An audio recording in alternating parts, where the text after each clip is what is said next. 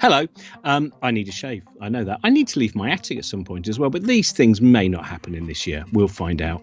That's kind of the way the world is during lockdown. One of the things that happens during lockdown, of course, at Cosmic Shambles is we've just kept making more and more shows.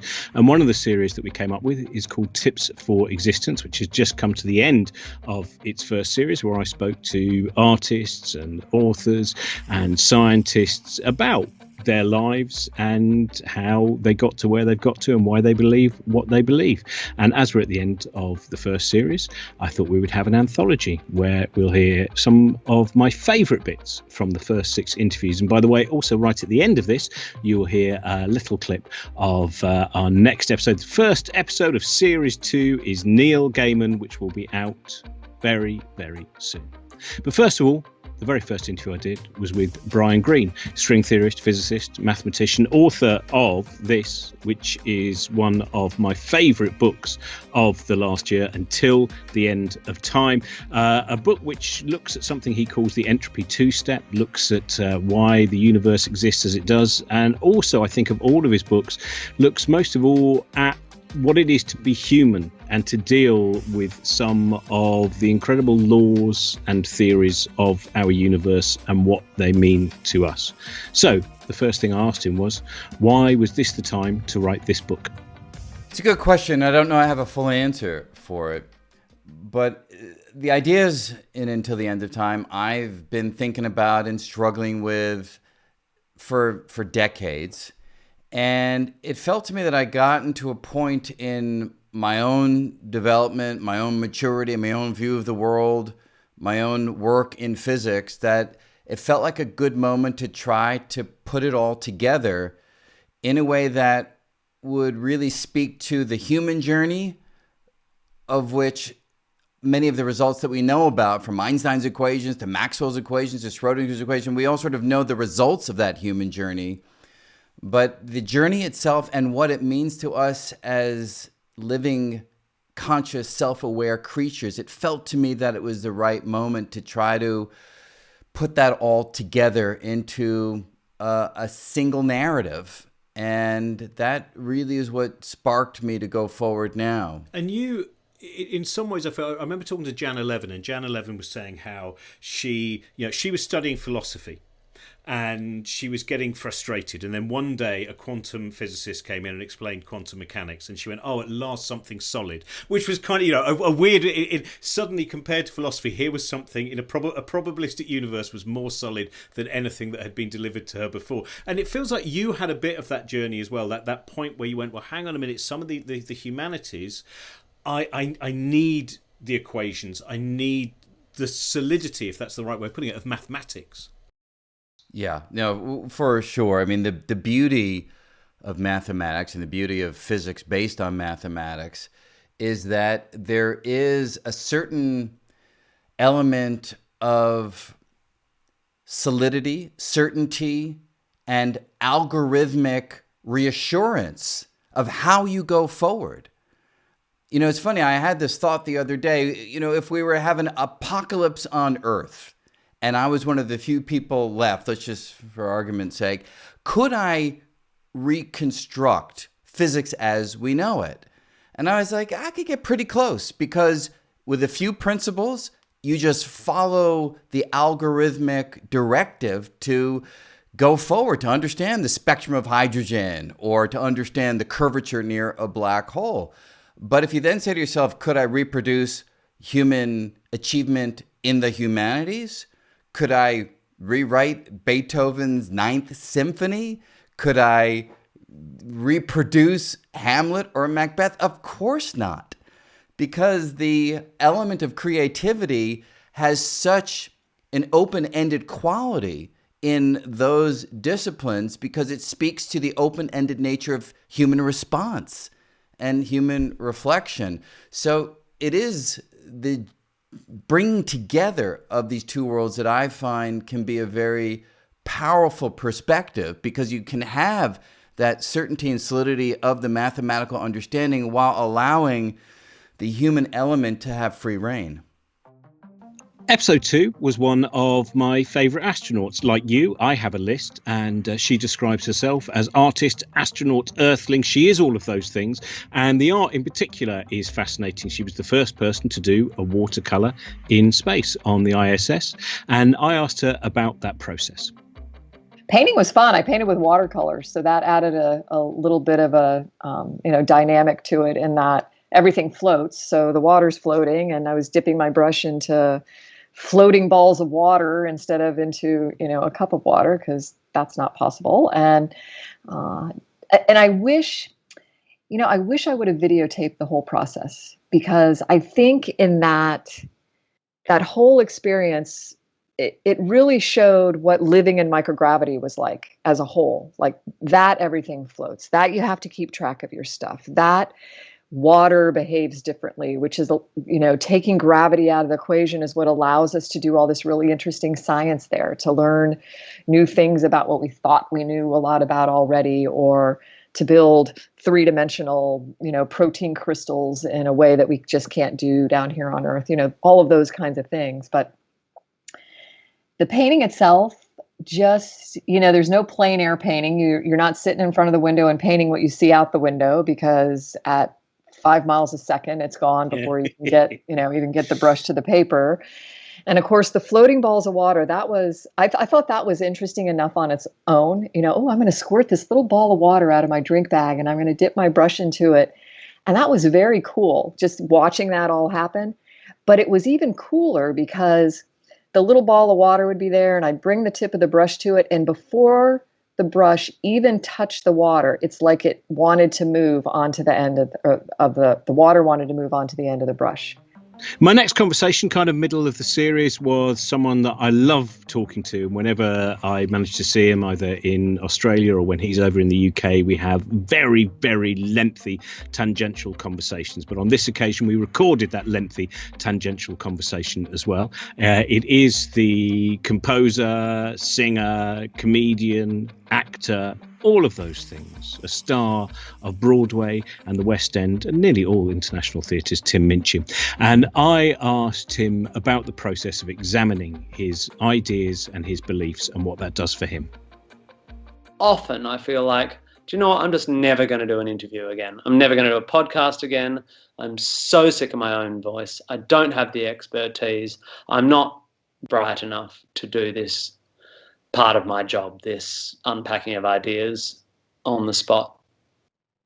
And then I'll do a podcast and someone will write this amazing thing about how they were listening to the podcast and something clicked for them. And I think, oh, well, someone's got to do this shit, So I think a lot about it, and I try not to take myself too seriously. But if you don't take yourself a bit seriously, you're a bit, you're shirking your responsibility as a person with a platform. And so I just try to keep, and the main thing I preach is examining your own ideas, and I try to practice that and practice it in public. Practice exactly as you say, putting on the different lens. Practice being able to flip-flop on an idea you had that you now think is wrong. Practice adjusting and showing people that it's a functional and positive thing to change your mind a bit and to hold yourself account a bit, and to really stop worrying about how dumb everyone else is and start looking at why you're dumb or where you're going wrong and how you can improve. That's something I try and think about a lot. I take that as, anyway, fuck yeah. Is that a good answer? Yes, in fact, magnificent answer. It's one of the best I've ever had actually on that subject. I don't have to worry about, reminding myself that I'm dumb. I sit next to that theoretical physicist all the blinking time. Oh, he's dumb too, though. He knows he's dumb too. The first time I met Francesca Stavrakopoulou, who is an atheist Bible scholar, she was sat next to Brian Blessed. On this occasion, we moved Brian Blessed further away because sometimes Brian Blessed is a distraction, a wonderful distraction. But nevertheless, I wanted to talk to her about her study of the Bible and what that has made her believe about human beliefs and their importance. And also, perhaps one of the first things I wanted to talk to her about was that fear that sometimes organised religion tries to ring fence wonder and awe. Here she is. One of the things that establishes religions and gives them, with a big E, that makes them establishment, is the idea that they've got the exclusive monopoly, as you say, on things like meaning and purpose and what is truly incredible, what is awe-inspiring. I wrote, as I was writing this chapter in the book I've just finished, I was talking about being on top of Mount Sinai. And I've done it, it's a climb I've done several times, and each time it gets harder and harder as I get older and older. And just sort of talking about that sense of awe, because it feels like you're standing on top of the world, like on the roof of the world, and you're looking down on all the peaks of these surrounding mountains and stuff. And again, it's that sense of feeling small and insignificant, but reveling in feeling small and insignificant, reveling in this kind of glorious natural world about us. And aren't we lucky to be here? Aren't we lucky to see this? And there's all those things about, well, are our brains programmed to respond to certain sorts of color formations and shapes and yeah, whatever, I don't care about that. I just want to enjoy that moment standing on top of Mount Sinai and thinking, no wonder this place and many others like it inspired these stories of an experience, which are framed now as a religious experience, but these stories of an experience of just feeling that sense of wow. And religions today, they don't have the exclusive monopoly on that. Going back to animals, like look at the way we all watch David Attenborough documentaries. Do you know what I mean? We always go, wow, that is amazing. And we can see that wonder. What's so astounding about non-human ways of being in the world and non-godly ways of being in the world, and it is extraordinary.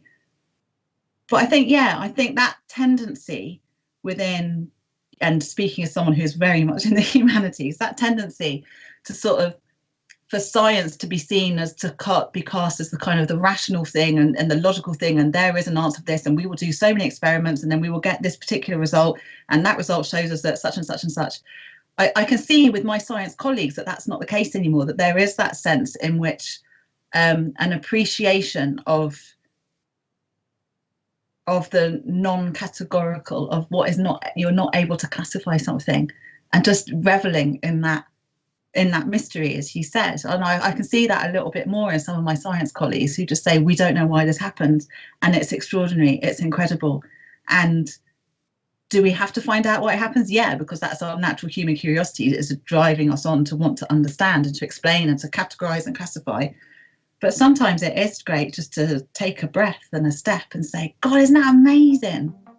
Another brilliant scientist I was lucky enough to interview for this series is a pioneer, amongst other things, of the theory of quantum loop gravity, and in the last few years has become many people's favourite science author. His latest book, Helgoland, is one that you will keep returning to over and over again, because again, he's someone who both writes about the science but also so much about the human relationship with those ideas, the problems we have with those ideas, and how those ideas can also inspire us. So I spoke about the problem of certainty with Carlo Rovelli. I think that there is one main enemy of wisdom, and that's certainty. Not only because if we are certain, we often are wrong, and we cannot figure out that we're wrong.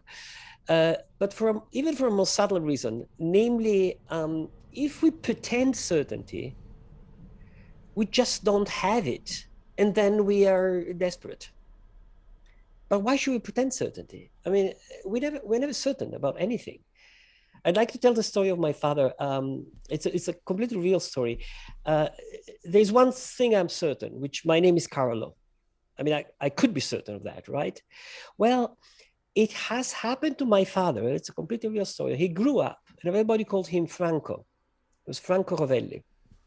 So his mother, his father, his friends, his school, at some point he realized that he was called Franco because his mother loved his name, and so she started calling him Franco, and everybody followed up. But actually, his father had registered him on the birth certificate as Giulio, not Franco. So his name on his documents, his paperwork, everything, at some point he had to realize was not the name he thought he had. So he had to accept that he was Giulio and not Franco. And in fact, this also created a lot of legal problems at some point, because some documents had Franco because he had said Franco. So he had to change and stuff. So it's a little story. But even the thing that seem more certain sometimes are wrong, right? But that's when we think about knowledge. If we ask, what do we know with total certainty? I think the answer is 0. I mean, we can't even start thinking with some arbitrary assumptions that might go wrong. And this is true, I believe, also in everything it has to do with moral, political. I mean, we want to have a strong idea of what is good and what is bad. We want moral values. But can these be absolutely solid and certain? Of course not. And thanks heaven not, because otherwise we would still hold on the moral values of our forefathers, who stoned girls in the streets and burned people alive, and there was slavery and no vote to women, whatever you want to dislike of the past, and it was considered morally right at the time. So we do not want things which are certain, because we cannot have them, and if we try to hang on certainty, then we got in crisis, and that's a crisis that you were referring to. So malleability, as you were saying, is it's what we have. It's your word. Is I think what help us in life, and that's. I'm a scientist. That's in a sense the core message of science, right? Because science is born by the idea you can question everything, and by questioning you get to more reliable information, more reliable knowledge. But more reliable, it's perfectly meaningful. I want reliable knowledge. You can get it if you give up the pretension of having certainty. And we ended the series with my favourite space archaeologist, Sarah Parcak, and I interviewed her on quite an auspicious day.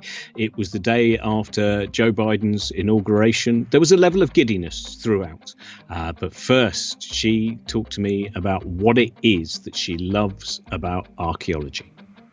Yeah, I think it does. I mean, certainly we have to go back to the origins of the field of archaeology and modern origins, 150 years. And people, of course, were initially drawn to the great monuments, the pyramids, the temples, the great sites, starting with the grand tours in the 1800s. And then, of course, when wealthy donors started paying for these sites to be excavated, often to enrich their own collections or museums, they wanted the goodies, right? They want the coffins, they wanted the beautifully painted reliefs, they wanted the gold, and really what fueled archaeology in the 1870s, 1880s through the sort of 1950s, when people were much more interested in this concept of archaeology as treasure, and I put treasure in quotation marks because that's not what archaeology is about now. But history records that 5,000 years ago the sides were smooth and colored with red, green, black, and white mosaic. More extraordinary still, the pyramid had a large gilt spike on the top called the light.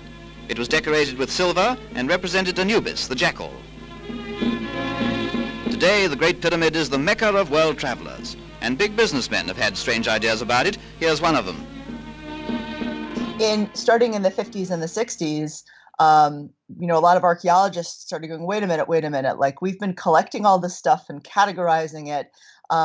Actually, that doesn't get what's really important about archaeology, right? We are much more interested in the people and the stories that this can tell.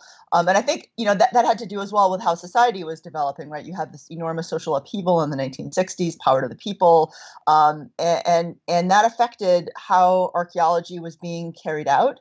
There was a huge explosion in sort of theoretical applications. You had more archaeological science that started being applied. And so really starting about 50, 60 years ago, archaeologists, and I'm not saying archaeologists before that weren't interested in people in everyday lives, but that's really when everyday lives became much more important. And I think now, especially with archaeology becoming much more diverse. You know, there are far more women, there are more people of color, more indigenous archaeologists, and of course we're trying to be actively anti-colonial. Local archaeologists have much more of a say, as they always should have had. And so I think archaeology is becoming more humane.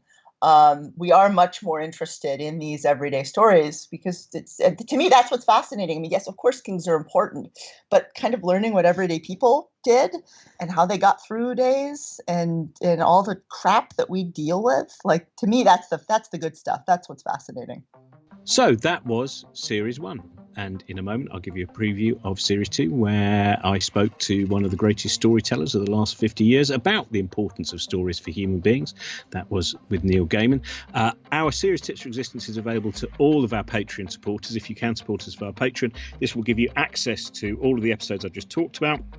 We've already recorded, I think, 8 or 9 episodes that are coming up, and hopefully the plan will be that this series remains a weekly series at least till the end of the year. Also, it gives you access to our Uncanny Hour series, where we talk about ghosts and weird things and horror and UFOs, and that's with people like Alan Moore and Mark Gatiss and Mark Kermode and Stuart Lee. So if you go to patreon.com/Cosmic Shambles, join us. There is much in our strange world. But anyway, thank you very much to our producer, Trent Burton. I hope you've enjoyed this compilation of some of my favourite bits of our Tips for Existence series. And here to end this show, Neil Gaiman. Bye-bye. I think the most important thing that human beings have discovered, encountered, realized, used as something that has gotten us here, with all the good and all the bad and all the mess, which is probably the biggest difference to the first 500,000 years of Homo erectus and Homo sapiens and Homo Neanderthal and the Denisovians and the rest of them. And the thing that we're here on is just the idea that it doesn't have to be this way. Things can be different, and we can change them. And that, I think, has given us all of the highs, all of the best bits of humanity in the arts and the sciences and in civilization. It may also have, led us into some of the messes that we're in, because, frankly, we were probably all an awful lot happier wandering around pre-agricultural, just sort of, as kind of herding bushmen for millennia after millennia after millennia.